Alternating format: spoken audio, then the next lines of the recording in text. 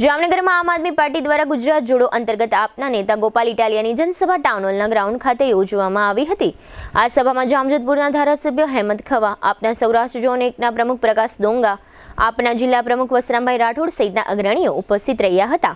આ સભામાં જામનગરના કોર્પોરેટર અસલમ ખિલજી, નગરસેવિકા ચેનબેન ખફી, નગરસેવિકા ફેમિંદાબેન જુણેજા તથા સામાજિક કાર્યકર હાજી રિજવાન જુણેજાએ આમ આદમી પાર્ટીમાં પ્રવેશ મેળવ્યો છે। આ તમામને પાર્ટીના ખેસ પહેરાવીને સભામાં તેમનું વેલકમ કરવામાં આવ્યું હતું। આ જાહેર સભામાં ત્રણેય કોર્પોરેટરના ટેકેદારો બહોળી સંખ્યામાં ઉપસ્થિત રહ્યા હતા। દરમિયાન આ જાહેર સભામાં ગોપાલ ઇટાલિયા ભાષણ કરી રહ્યા હતા ત્યારે સ્ટેજની નજીક ધસી આવેલા એક શખ્સે ગોપાલ ઇટાલિયાનું નિશાન લઈને સફેદ બૂટનો ઘા કર્યો હતો, પરંતુ આ ઘા ચૂકાઈ ગયો છે। આ ઘટના બનતા જ તુરંત જ સ્ટેજ પરથી નગરસેવિકા ચેનબેન ખફીએ ચિત્તાની માફક દોડી જઈને હુમલાખોરને દબોચી લીધો હતો। ત્યાં સુધીમાં અન્ય લોકોએ પણ હુમલાખોરને ઘેરીને પકડી લીધો હતો અને સારા એવા પ્રમાણમાં મેથી પાક ચખાડ્યો હતો। આ ઝપાઝપી દરમિયાન પોલીસે પણ દોડી જઈને હુમલાખોરને પકડી લીધો હતો।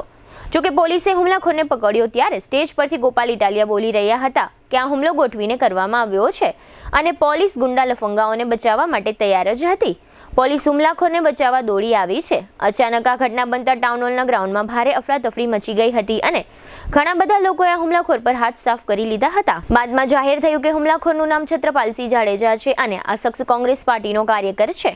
ગોપાલ ઇટાલિયા પર હુમલો કર્યા બાદ છત્રપાલસિંહ જાડેજા ઉપર તૂટી પડ્યા હતા। ત્યારબાદ આ હુમલાખોર છત્રપાલસિંહને જીજી હોસ્પિટલમાં તાત્કાલિક લઈ જવામાં આવ્યા હતા। ત્યાં તેમને પ્રાથમિક સારવાર આપીને દાખલ કરવામાં આવ્યા છે, પરંતુ આ હુમલાખોરને કોઈ મોટી ઈજા થઈ હોવાનું જણાતું નથી। આ જાહેર સભાના સ્થળે જીટીપીએલ જામનગર ન્યૂઝની કેમેરા ટીમ હાજર હતી। આ શખ્સે જ્યારે ગોપાલ ઇટાલિયા ઉપર બૂટથી હુમલો કર્યો ત્યારે અમારા કેમેરામેનના વિડીયોમાં આ ચિત્રને રેકોર્ડિંગ કરી લેવામાં આવ્યું છે। જીટીપીએલ જામનગર ન્યૂઝના પ્રાયોજક હતા જામનગરને મળ્યો છે એવો સાથી જે દરેક ઇમરજન્સીમાં સેકન્ડને સોનામાં ફેરવે આયુષ હોસ્પિટલ।